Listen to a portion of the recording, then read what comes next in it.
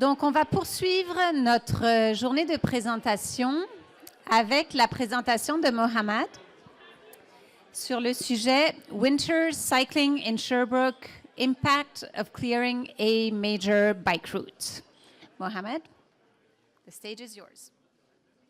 Great. So I'm going to present winter cycling in Sherbrooke, which is going to be a little fun. So this is me, Mohammad Nikkhah, and we're going to go through the Sherbrooke and see what is the impact. That's the French one, I'm sorry. It's supposed to change, but anyway. So I'm going to practice my French today. So today, the city of Sherbrooke is at confluence of the two rivers. It's called Saint-François and River McGill. The past that the city decided to clear it as a priority project in Sherbrooke, kind of parallel with the River McGill. And they did this pilot project on winter 2023-2024, at the time that there were no big sea. We're going to have a look at the path that the city took initiative to clear it. As you see, the red line is the path going almost from the east to the west. We see some pictures of the path, so we have a good observation and a clear image. How does it look? Pretty similar to those that we see in Montreal or Laval.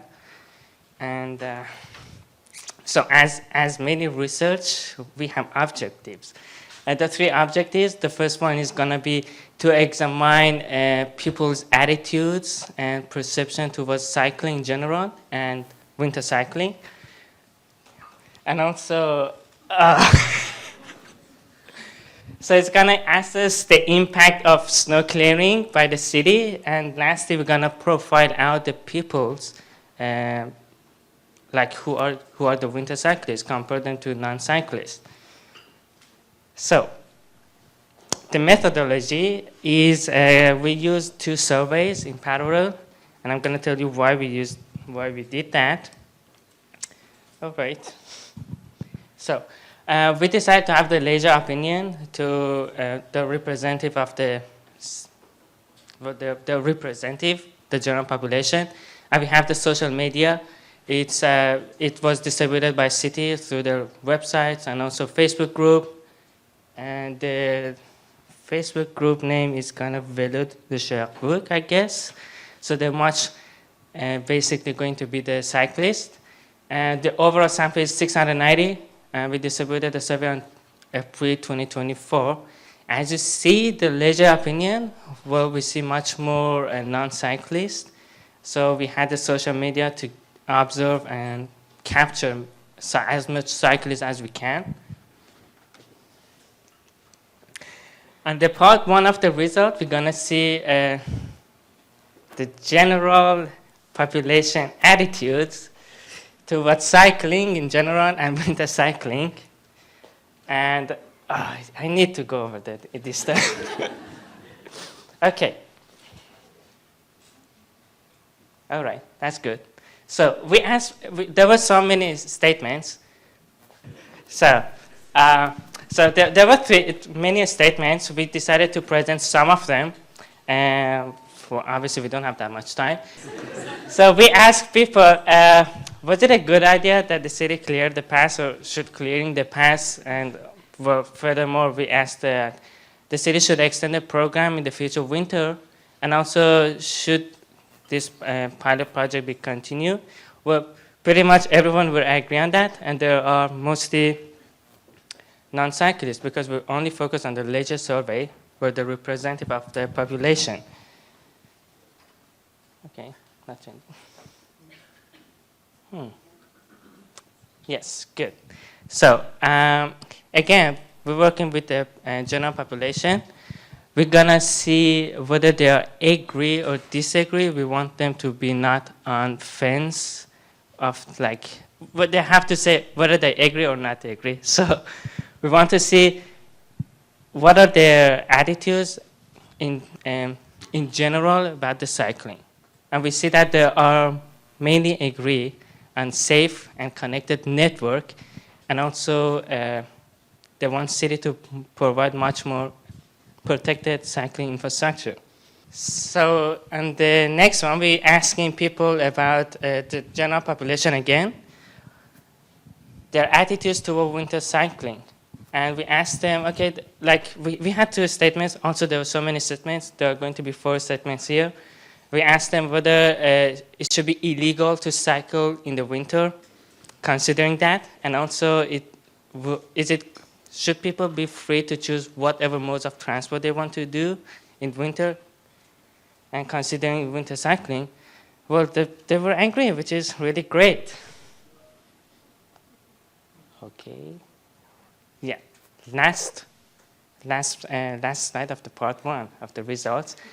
Well, we asked people if cities should provide more cycling, or if people do cycling more in the winter, would it be good for the society? Or pretty good. Almost half of the population were agree on that. It would be good for the society. And also the city of Sherbrooke should clear the paths, like almost all the bike paths that we see in the Sherbrooke. They should clear it, and people also will agree on that.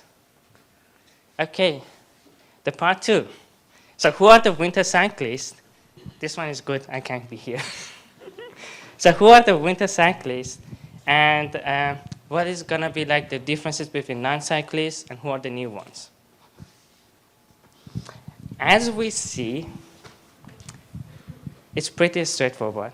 The winter cyclists, we use both survey because we need to have, we couldn't use only the leisure survey. We didn't have that much observation. So we have to use both survey here to have as much observation.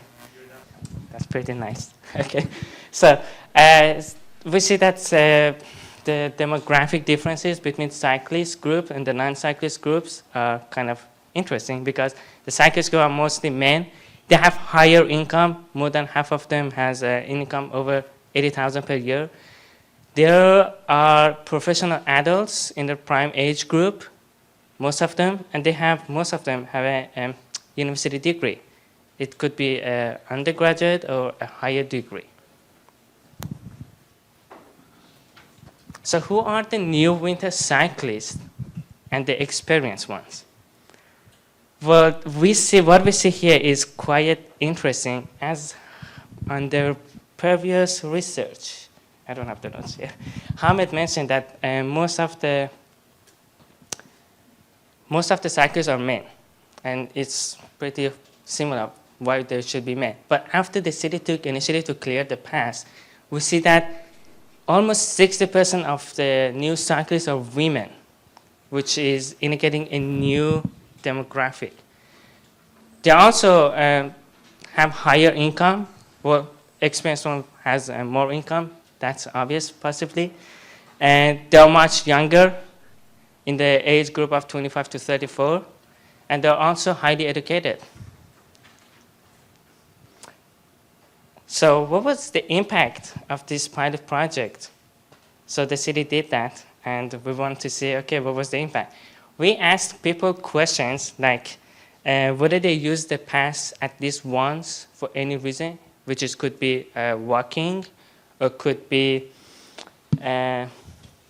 running or cycling, or some people using it as a wheelchair users. And we see that even non-cyclists, 50% of them were using the pass, although they're not cyclists. That's not good. Going this way. No, it's okay. Okay. So we see that on a laser weighted sample, we had to use a weighted sample because with not many observations anyway. So 50% of the laser weighted sample were using the pass at least once. 23% of them were using it weekly, which was mainly walking. Go this way. Come on. Yes. So we asked the new winter cyclists, okay, so the city cleared the paths. How much this initiative took change your mind to do cycling in the winter? And we see 67% of them was indicating that it was important to them to cycle in the winter while the path is clear. So it suggests that if you clear the paths, you're gonna see people who are using it, and if you're not doing that, well, you're taking away people's options, so they cannot adopt a new habit. Also, we go further with the BOSE survey again. The sample is not like the others. It's because we were using different measurements to make sure that the people were using the pass. So we see that 80% would agree that after clearing the pass, it was much more enjoyable to cycle in the winter. 80% also indicated that, well, it's a protected bike infrastructure, and they were saying that it's much more safer from the traffic. I didn't mention it here, but also people said it is much more safer from the weather hazards, like snow and ice on the ground. Come on.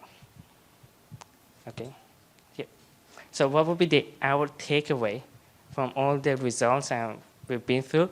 Well, first of all, we see there is a highly support among the residents, the general population, which they were not non-cyclists. And also, we see that it's a new demographic observation. Women are involving in it. And we see that there are many various uses, not only for cyclists, so people can walk, a person who's on wheelchair can use it, people can run on it. And also, we see that it improves the experience of winter cycling. It's much more enjoyable. Hopefully it's ending. So I have to thank my, gonna go next one. Okay.